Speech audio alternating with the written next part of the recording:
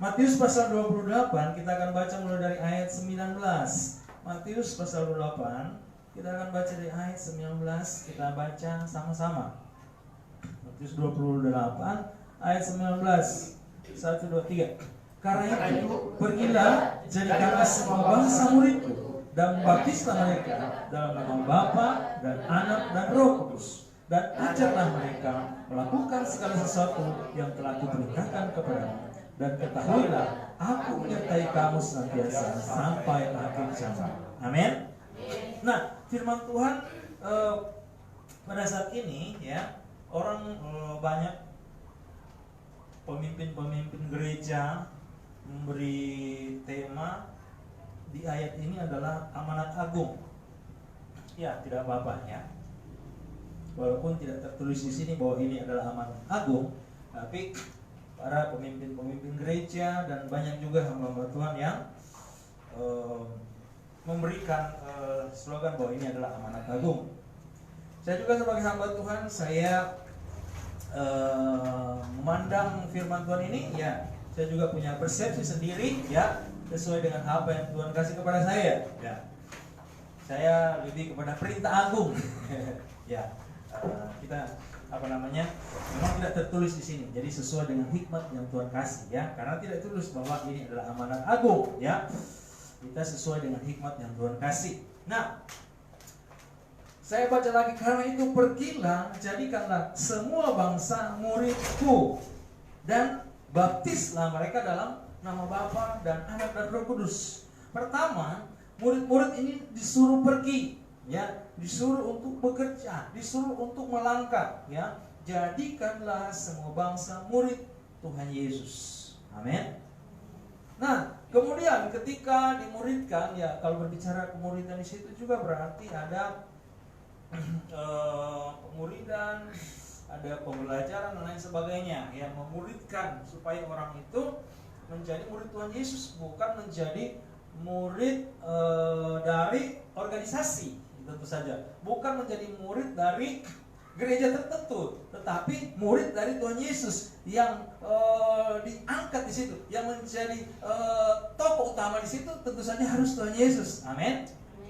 Harus Tuhan Yesus yang menjadi sentral, harus Tuhan Yesus menjadi tujuan utama, ya. Nah, kemudian disuruh juga di sini untuk baptis, membaptis dalam nama Bapa dan Anak dan Roh Kudus. Saya dapati di sini bahwa dikatakan di dalam nama, ada nama, ya kan? Siapakah nama dari Bapa itu? Nah, saya mendapat artinya seperti itu. Kenapa? Karena di zaman rasul-rasul ini maksudnya begini. Ketika Yesus naik ke surga, ya kan? Dia gantikan, dia beri Roh Kudus kepada murid-muridnya terlebih dahulu, kemudian bagi semua orang percaya diberikan Roh Kudus. Nah, murid-muridnya ini yang ada 12 murid itu, ada yang masih hafal nggak di sini? Setahu saya waktu anak sekolah minggu sering dihafal, ya. Kalau dulu ada anak-anak di daerah Cadas itu saya ingat, mereka hafal. Nggak pernah dulu layanan di Cadas, mereka hafal banget gitu. 12 murid Tuhan Yesus. Karena kalau orang Sunda banyak nama-nama itu, jadi gampang dihafal, ya kan? Ada lagunya kan? Bukan yang Matius, Markus, Lukas, bukan itu. Itu kitab-kitab. Matius, Markus, Lukas, Yohanes. Itu kan kitab-kitab. Kitab Perjanjian Baru. Ada lagu kalau nggak salah, ya? Iya, pokoknya yang Simon, Yohanes. Kalau Markus bukan murid Yesus. Saya ingat banget, ya, waktu mengajar anak sekolah minggu di daerah Cadas itu, mereka senang banget. Sambil mereka rebut-rebutan untuk menyebut saya sudah bisa, walaupun ada salah-salah. Karena nama-namanya banyak dipakai, ya kan? Jadi gampang hafalnya. Cuma mungkin ada Yudas jarang dipakai, atau ada nama Yudas. Jarang pakai nama Yudas ya. Padahal sebenarnya Yudas itu Lukas ya. Oh, ada Bapak Lukas. Sudah terbantu satu ya. Kalau itu apa namanya? Yudas terkenalkan Yudas Iskariot. Padahal sebenarnya ada Yudas yang lain ya. Yudas itu ada beberapa juga Yudas yang rasul, maksudnya yang dipakai Tuhan juga. Kalau di firman Tuhan itu dipakai bahasa ada Yudas yang lain ya. Bukan Yudas yang Iskariot. Nah, rasul-rasul itu kalau kita baca mulai dari kisah para rasul dan selanjutnya, kok mereka tidak membaptis orang dalam nama Bapa dan Anak dan Roh Kudus gitu, kan? Mereka membaptisnya di dalam nama Tuhan Yesus, ya, membaptis di dalam nama Yesus Kristus. Ternyata ditelusuri, bukan sih masalah. Coba aja.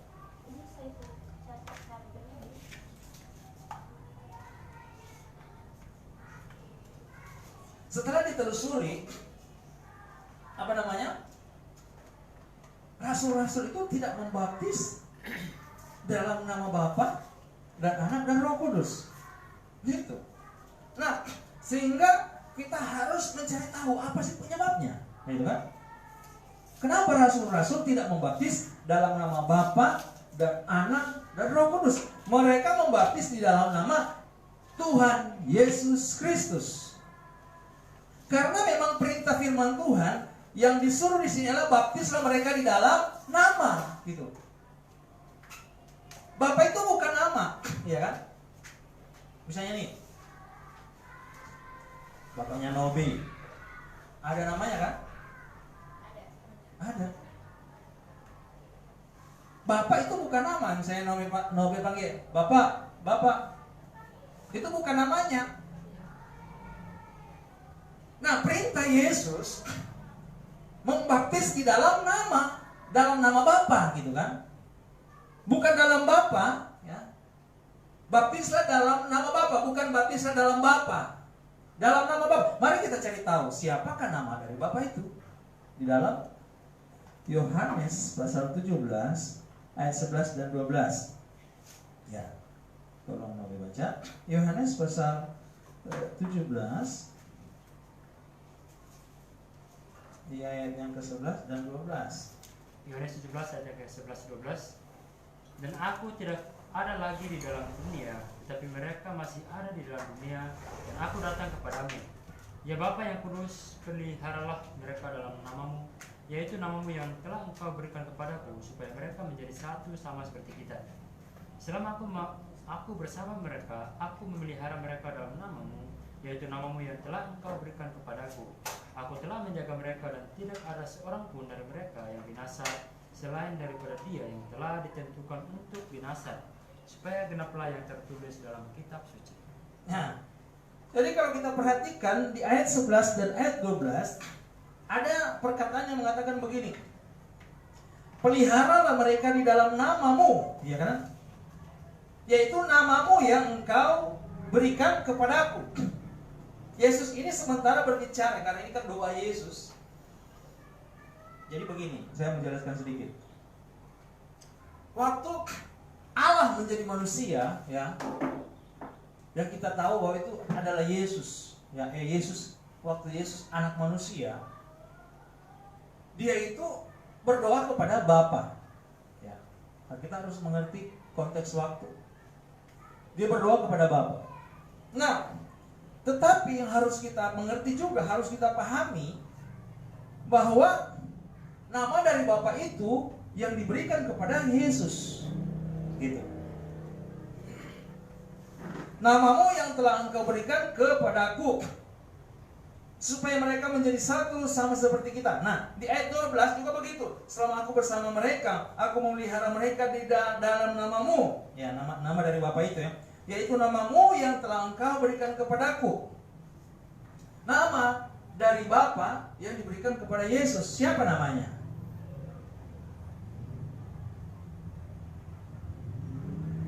Misalnya nih,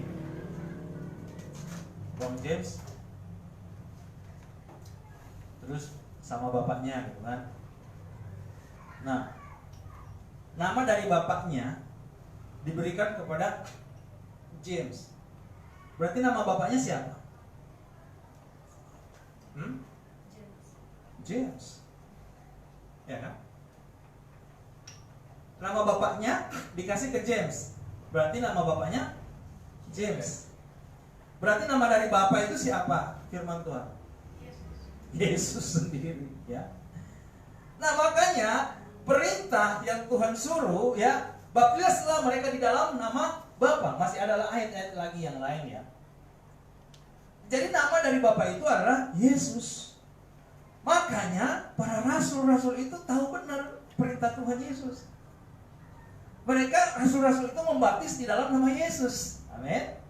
Nanti kita lihat, ya. Rasul-rasul tahu benar perintah Yesus, mereka mengerti, ya. Mari kita lihat di dalam Yohanes pasal Yohanes 26 16. Yohanes 16 ayat 26 sampai 30. Mari kita perhatikan, ya, di ayat situ.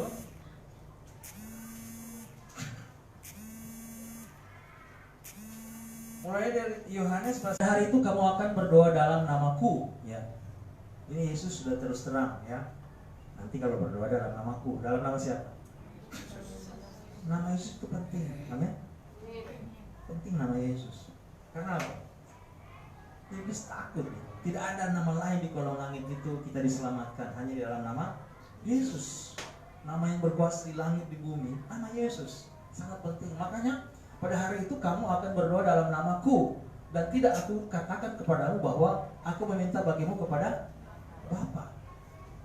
Ini pesan Yesus waktu dia jadi manusia. Jadi kita harus bedakan di mana waktu Yesus jadi manusia dan di mana Yesus yang sudah kembali sebagai Allah di surga, gitu. Waktu ini dia konteks waktu dia jadi manusia, segala sesuatu dibilang Bapa, tetapi sebenarnya Bapa itu dia juga, ya kan? Ya, Bapa dia juga. Cuma kan, ya, itulah cara Tuhan datang ke dunia menjadi manusia supaya orang-orang itu gampang ngertinya, gitu. Tapi dia juga itu. Ayat 27 kita maju. Jadi yang tadi ingat, ya, pesannya berdoa dalam nama Yesus, tidak lagi ke firman Tuhan bilang, ya. Sekarang ayat 27. Sebab Bapa sendiri mengasihi kamu karena kamu telah mengasihi aku dan percaya bahwa aku datang dari Allah. Yesus datang dari Allah, ya kan? Terus lanjut 28. Aku datang dari Bapa dan aku datang ke dalam dunia. Aku meninggalkan dunia pula dan pergi kepada Bapa. Nah, nanti pergi kepada Bapa ini nanti kita bahas lagi, ya. Yang maksud pergi kepada Bapa ini adalah orang sering salah mengartikan, ya. Tentu saja ada ayat-ayat lain yang akan menjelaskan, karena ternyata di surga itu cuma satu. Kalau misalnya orang mengartikan Yesus pergi kepada Bapa, kalau kita pakai tafsiran manusia, berarti di surga ada dua, kan? Ada Yesus, ada Bapa.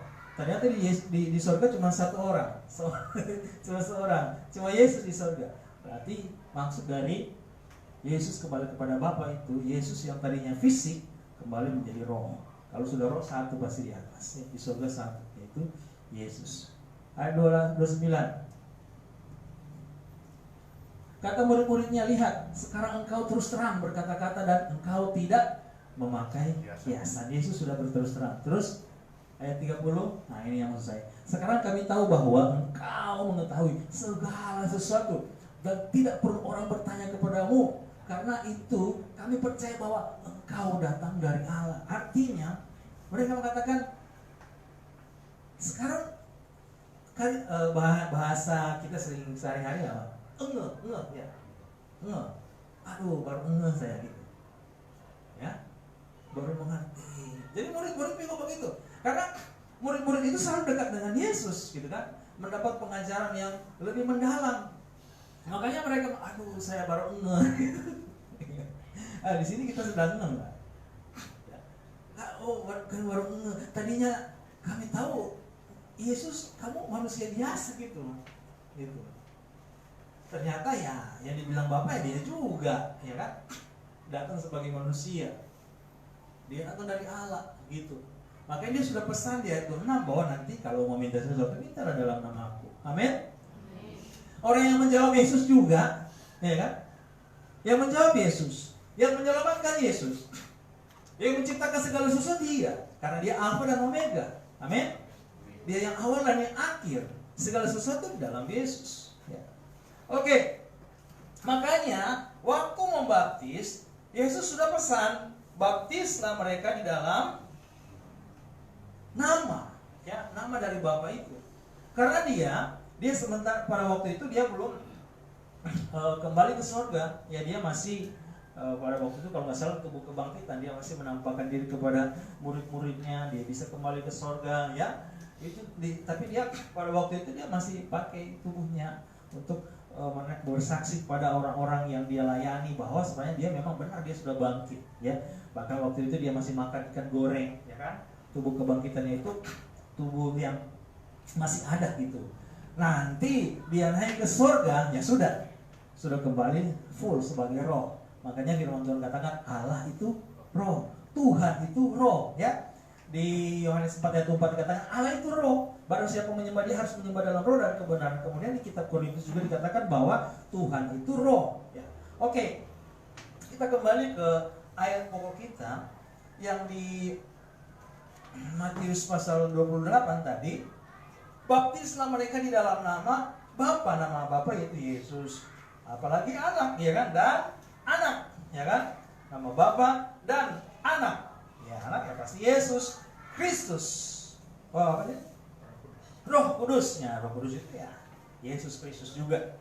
Ya, banyak ayat-ayatnya nanti kita bahas lagi. Oke, kemudian lanjut di ayat yang ke 20. 20. Dan ajarlah mereka melakukan segala sesuatu yang telah kuperintahkan kepadamu, dan ketahuilah aku menyertai kamu senantiasa sampai kepada akhir zaman. Nah, di sini dikatakan ajarlah mereka melakukan segala yang Yesus perintahkan. Apa sih yang Yesus perintahkan? Mari kita belajar, ya, karena waktunya agak singkat, ya, jadi saya tidak terlalu terlalu banyak. Kita kutip dulu di dalam Ulangan pasal 6 ayat 4, ya. Ulangan pasal 6 ayat 4. Mari kita lihat dulu di situ, ya, menjadi pegangan kita, ya. Jadi kita secara cepat saja. Ulangan pasal 6 di ayat yang ke 4 dikatakan bahwa dengarlah hai orang Israel, Tuhan itu Allah kita. Tuhan itu Esa atau Tuhan itu satu. Baru di ayat 5 katakan kasihlah Tuhan Allahmu dengan segenap hatimu dan dengan segenap jiwamu dan dengan segenap kekuatanmu. Nah, baru ayat 6. Apa yang ku perintahkan kepadamu pada hari ini haruslah engkau perhatikan. Baru ayat 7. Harus engkau mengajarkan yang berulang-ulang kepada anak-anakmu, membicarakannya engkau waktu duduk di rumahmu, apabila engkau sedang dalam perjalanan, apabila engkau sedang berbaring, dan apabila engkau bangun. Artinya harus diajarkan terus-menerus mengenai Allah itu satu, ya kan? Itu dulu. Harus kasih tahu dulu. Artinya pengenalan akan Tuhan terlebih dahulu, baru suruh mengasihi Tuhan. Tuhan itu luar biasa. Maksudnya di sini dia mau berikan petunjuk begini. Kita harus kenal dulu Tuhan, baru kita kasihi gitu. Jangan mengasihi sembarang Tuhan. Ya, di dunia ini banyak Allah-Allah yang bukan Tuhan, banyak Allah-Allah lain lah, gitu ya. Firman Tuhan mengatakan banyak Allah-Allah lain, banyak Tuhan-Tuhan yang lain yang bukan Tuhan Yesus gitu maksudnya. Ada juga yang sudah percaya Tuhan Yesus, tapi ya kalau menurut saya Tuhan Yesus dalam versi mereka gitu, ya kan? Percaya pada Tuhan Yesus tapi dengan pemahaman yang salah gitu. Masih banyak, ya. Makanya di sini dia ulang-ulang, Tuhan itu Allah kita. Allah kita satu, ya, yaitu Yesus Kristus. Amin. Yang harus disembah di dalam roh dan kebenaran. Nah, kemudian kita perhatikan di ayat yang ke 6 itu apa yang ku perintahkan. Berarti perintah Tuhan yang terutama itu adalah harus mengetahui, ya, memahami dulu bahwa Allah itu satu, Allah itu Esa, baru dikasihi. Amin. Ya sebenarnya udah, bagi kita yang sudah mengerti ya sudah, berarti kalau kita sudah memahami kita sudah mengenal Dia dengan benar, kasih Dia. Amin. Kasihlah Tuhan Allahmu. Mari kita lanjut ke kitab Perjanjian Baru atau kitab Injil ya. Di dalam Markus pasal 12, Markus pasal 12 ayat yang ke-29, ini juga ada perintah ya. Bahkan sampai ada perintah yang baru, nanti sebentar kita lihat. Markus 12 ayat 29. Jawab Yesus, hukum yang terutama ialah, dengarlah hai orang Israel, Tuhan Allah kita, Tuhan itu Esa atau Tuhan itu satu. Jadi hukum yang terutama, ya, kita perhatikan ya, hukum yang terutama, ya kan? Yang terutama ialah dengar dulu gitu. Tuhan Allah kita, Tuhan itu satu. Terutama loh. Jadi jangan ada Allah lain ya. Tuhan itu satu-satunya. Tuhan itu satu, yaitu Yesus Kristus. Terus di ayat yang ke 30, kita lanjut ke ayat 30, baru dijelaskan di sini, kasihlah Tuhan Allahmu dengan segenap hatimu, dengan segenap jiwamu, dengan segenap akal bulumu, dan dengan segenap kekuatanmu. Nah, baru ditambah lagi ayat 31. Dan hukum yang kedua ialah kasih selamamu manusia seperti dirimu sendiri. Tidak ada hukum lain yang lebih utama daripada kedua hukum ini. Coba lanjut ayat 32, masih ada? Lalu kata ahli Taurat itu kepada Yesus, tepat sekali guru, benar katamu itu, bahwa Dia, mereka pun tahu, karena mereka belajar dari Musa. Gitu. Allah itu yang menyertai bangsa Israel cuma satu, ya. Dia Esa, dan bahwa tidak ada yang lain kecuali Dia. Amin. Dikasih, makanya kita harus mengasihi Tuhan. Nah, jadi sebenarnya ini perintah yang terutama. Perintah yang terutama itu adalah kita kenal dulu Allah kita itu siapa. Ya, saya waktu-waktu sebelumnya selalu menekankan ya untuk percaya bahwa Yesus Kristus itu adalah Tuhan satu-satunya. Amin. Dia Allah yang satu-satunya. Nama Allah kita punya nama gitu ya. Allah kita punya nama yaitu Yesus Kristus, Tuhan Yesus Kristus. Dialah nama, dialah satu-satunya juru selamat kita yang menyelamatkan kita. Oke. Kemudian perintah yang coba mundur lagi ke ayat 31. Dikatakan bahwa hukum yang kedua ialah kasihlah sesama manusia seperti dirimu sendiri. Tidak ada hukum lain yang lebih utama daripada kedua hukum ini. Bapak Ibu, kalau tadi kita sudah belajar mengenal Allah terlebih dahulu, baru kita mengasihi Allah itu, yaitu Yesus Kristus. Nah, yang kedua ini tidak kalah penting juga, ya kan? Tidak kalah penting. Buktinya, mari kita cari di kitab yang lain. Kita lihat di dalam Yohanes pasal 13. Yohanes pasal 13 ayat 34. Yohanes 13 ayat 34. Coba, siapa yang sudah dapat boleh berdiri dan baca.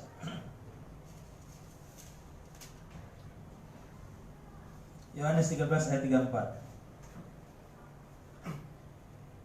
Yohanes 13 ayat 34.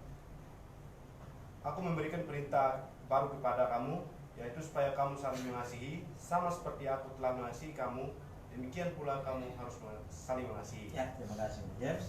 Jadi perintah yang baru, ya, ada perintah yang baru. Aku memberikan perintah baru kepada kamu, yaitu supaya kamu saling mengasihi, sama seperti aku telah mengasihi kamu. Dan demikian pula kamu harus saling mengasihi. Bapak Ibu saudara dikasih Tuhan, ini Yesus berkatakan bahwa ini adalah perintah yang baru, karena di perintah yang lama kan, yang di Ulangan pasal 6 ayat 4 itu kan hanya suruh mengasihi Allah gitu kan, kasihlah Tuhan Allahmu gitu. Nah, perintah yang baru ini kasihilah sesama manusia gitu. Bahkan kalau kita lihat ada satu pesan dari Yesus di sini, kita kalau mau mengasihi sesama kita harus sama dengan Yesus mengasihi kita. Mampu nggak? Hah? Bisa? Hah? Insya Allah. Hah? Bisa? Perintah loh. Makanya ada kali orang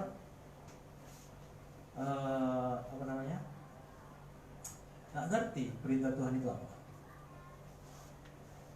Baca lagi 1, 2, 3.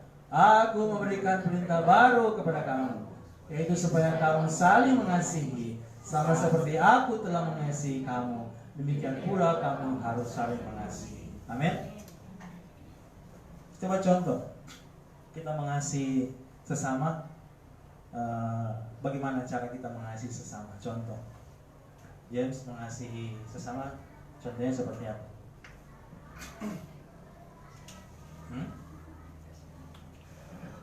Kasih hati kata.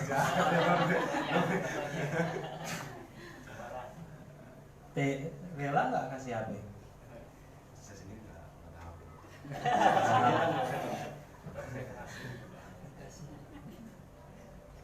Ada lagi contoh yang lain? Ya, contoh paling kecil. Lena? Contoh dari saya, jika ada teman saya mengeluh atau punya kekurangan, saya memberi walaupun saya juga Kurang.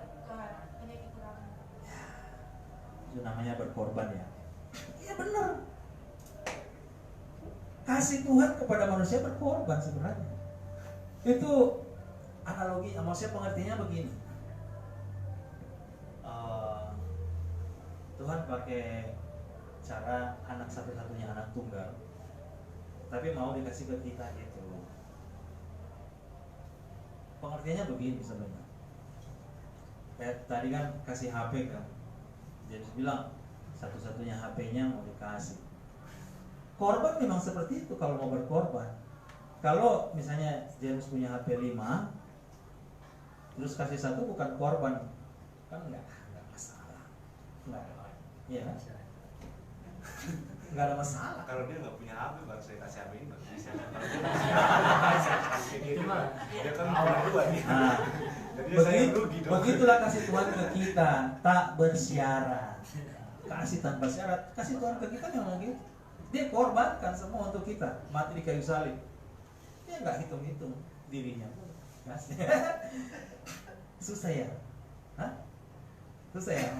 Berarti susah ya ini? Mengasihi kan memang sama seperti, tapi maksudnya bukan mati ya, seperti gitu. Saya ambil pengertian di sini seperti itu, berkorban, tapi bukan berarti kita harus mati kayu salib. Ada orang kan bangga maksudnya biar mati di kayu salib. Untuk apa? Untuk apa kita mati di kayu salib? Ya kan? Kalau pas kado itu ada yang pengen dilukai kayak Yesus, untuk apa? Apa Yesus suruh seperti itu? Enggak, Yesus tidak suruh seperti itu. Seperti, artinya seperti di situ mau berkorban, ya kan? Mau berkorban, ada korban. Tanpa kita sadari, ya, apalagi kalau masih muda-muda, itu korban perasaan juga. Ya. Mengasihi teman, kadang-kadang kita korban perasaan gitu. Ya, pernah nggak? Ya kan? Korban perasaan juga. Ya makanya nggak boleh baper kita, ya kan? Kalau yang sudah keluarga berkeluarga mungkin nggak ada ya yang baper-baper ya, nggak ada ya. Hah?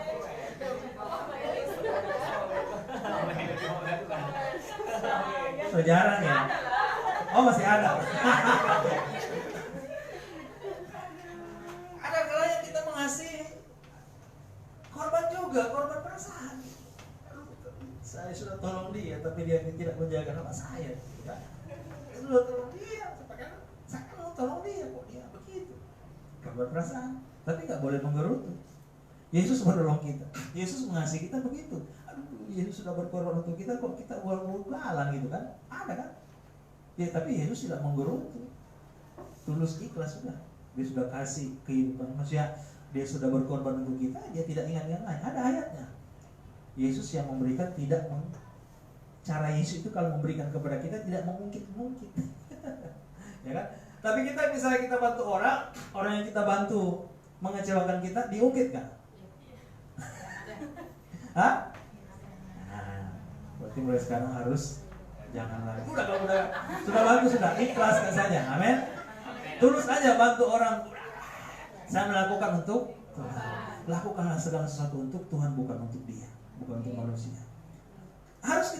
Kita harus mengetahui bahwa manusia itu ya begitu, punya kekurangan gitu. Labil biasanya manusia gitu kan. hanya Yesus yang tidak pernah berubah. Makanya ada lagu Tuhan Yesus tidak berubah, tidak berubah. Tahu lagu itu? Tidak berubah, ya kan? Dia tidak berubah. Ada berani nggak? Saya juga tidak berubah dulu sekarang.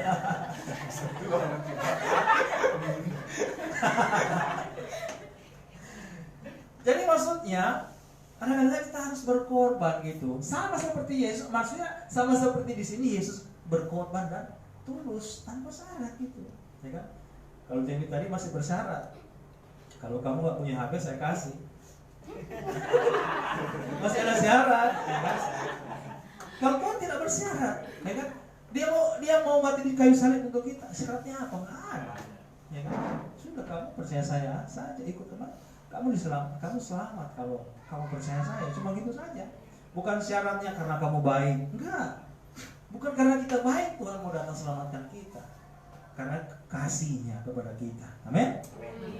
Masalah baik atau tidak baiknya kita, ya udah ikut Yesus saja.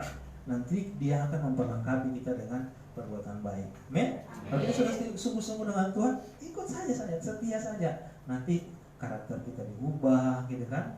Firman Tuhan itu akan mengubah kita akan diperlengkapi dengan perbuatan baik.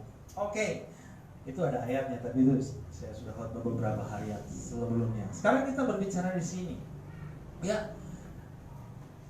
Yesus tahu keadaan manusia, makanya ini kayak Dia beri warning. Nah, kita kembali ke ayat pokok ya. Jadi kita sudah tahu ya, kalau kita mau berkorban itu untuk sesama manusia itu harus seperti Yesus, sama seperti cara Yesus mau mengasihi kita. Kita kembali ke ayat pokok, kita di dalam Matius pasal 28. Matius pasal 28 tadi, di ayat yang terakhir kan ini orang mengatakan amanat agung, saya mengatakan perintah agung. Saya sama saja ya. Saya nggak salah karena tidak ditulis di sini ya. Jadi ditulis ini amanat agung, itu hanya aturan dari gereja-gereja lain, bukan perintah Alkitab. Ya. Dan ajarlah mereka melakukan segala sesuatu yang telah kuperintahkan kepadamu, dan ketahuilah aku menyertai kamu senantiasa sampai akhir zaman. Ini janji Tuhan. Kalau di ayat 9, kalau kita ya sudah menjadi murid Yesus, kita sudah dibaptis di dalam namanya, dan ketika kita mau digembalakan ya, diajar sini, bisa jadi juga di dalam penggembalaan itu kan ada pengajaran juga ya, ada pengajaran. Terus di dalam pengajaran itu intinya melakukan apa yang Yesus perintahkan, yang tadi itu, mengasihi Tuhan, mengasihi sesama, itu saja ya. Kemudian, dan ketahuilah aku menyertai kamu senantiasa sampai akhir zaman. Pasti Yesus menyertai kita. Amin. Allah Immanuel. Ya. Artinya begini. Kita harus yakin bahwa kita ini ada di dalam tangan Tuhan. Dia selalu menuntun kita, Dia selalu ada bersama kita. Yang penting kita pasang telinga saja, ya kan? Jangan istilahnya masuk telinga kiri, keluar telinga kanan, ya kan? Langsung tembus. Kalau masuk telinga kiri harus diolah, masuk dalam hati dan lakukan. Amin. Perintah Tuhan Yesus. Saya pelajari orang-orang hebat di perjanjian lama itu, kayak Saul, hebat. Tapi cuma satu, nggak dengar-dengaran. Artinya mungkin dia dengar tapi masuk telinga kiri, keluar telinga kanan, ya kan? Nah, yang Tuhan mau, apa yang Tuhan perintahkan, ya, itu harus masuk dalam hati, dalam pikiran kita, tersimpan dalam memori kita, dan kita harus berusaha untuk melakukannya. Kita tidak mampu melakukan kalau tanpa tuntunan Roh Kudus, ya kan? Makanya Yesus janji, aku akan memberikan Roh Kudus. Ada ayatnya di Yohanes 5 ayat berapa itu? Ada yang Yesus bilang, aku Roh Kudus yang akan kuutus, ya. Roh Kudus yang akan kuutus. Jadi begini, Roh Kudus itu milik Yesus gitu. Yesus akan mengutus rohnya, ya. Roh Kudusnya itu ya untuk membantu kita sebagai penghibur yang kayak tadi yang saya bilang yang suka-suka baper ya. Ternyata menurut pengakuan yang sudah menikah juga sering baper ya. Orang tua juga ya, bapak ibu ya, menurut pengakuan tadi kan, bukan hanya pemuda-pemudi ya. Ternyata masih orang tua ya ada ternyata baper. Nah, Roh Kudus akan memberikan penghiburan. Amin. Dia janji dia akan memberikan penghiburan. Yang penting kita percaya dia mau menyerahkan hidup kita kepada Tuhan. Kan dia janji, marilah kepadaku, hai kamu yang letih, lesu, apa lagi? Lemah, loyo. Bukan. Iklan itu. Gimana? Marilah kepadaku hai kamu yang letih lesu dan berbeban berat. Coba perhatikan. Kalau orang jalannya udah begini, kelihatannya susah terus itu. Seperti ada beban, kan? Benar loh. Punggungnya kayak berat. Itu orang malas, Pak. Hah? Orang malas. Tapi kalau Bang James saya lihat, apalagi Bapak Mika kan, kalau jalan sampai kayak mau terbang dia. Cuma ada lakanya ketemu orang dia nggak lihat. Orang sudah, oh enggak. Saya juga pernah ketemu dia. Babela. Waktu dia masih punya sepeda, susah dia lihat orang. Portal pun nggak itu sama dia. Ya ada kalian portal pun nggak dilihat sama dia. Ternyata karena waktu itu kacamatanya. Cuma yang saya khawatir gitu, misalnya nih dulu waktu kami masih di blok B kan, kalau tiap kali dia lewat dia tabrak portalnya gimana? Masalah dengan satpam. Kalau benjolnya ya dia masalah Mami kakak pulang benjol. Tapi kalau portalnya dihantam terus, ya ditanya pergi ke rumah siapa? Erjo. Masalah nih itu tamu kamu itu hantam portal. Nah, jadi maksudnya Bapak Mika juga kalau jalan gitu kan, ini nggak ada beban ya. Maksudnya ada bebannya tetapi dia serahkan kepada Tuhan Yesus. Harus seperti itu, men. Kelihatan memang orang kalau banyak beban, pasti punggungnya ini. Iya benar loh. Tapi bukan juga sombong. Amin. Harus menyerahkan semua ke dalam tangan Tuhan. Dia janji dia menyertai kita sampai akhir zaman. Lakukan perintah Tuhan, yaitu harus mengenal Dia yang Esa, yang satu. Lalu kita kasih Tuhan. Kemudian kita juga harus mengasihi sama. Tidak ada hukum yang melarang akan hal itu. Ya kan tadi kan? Tidak satu hukum yang melarang akan itu, karena itu adalah perintah Tuhan. Kita akan masuk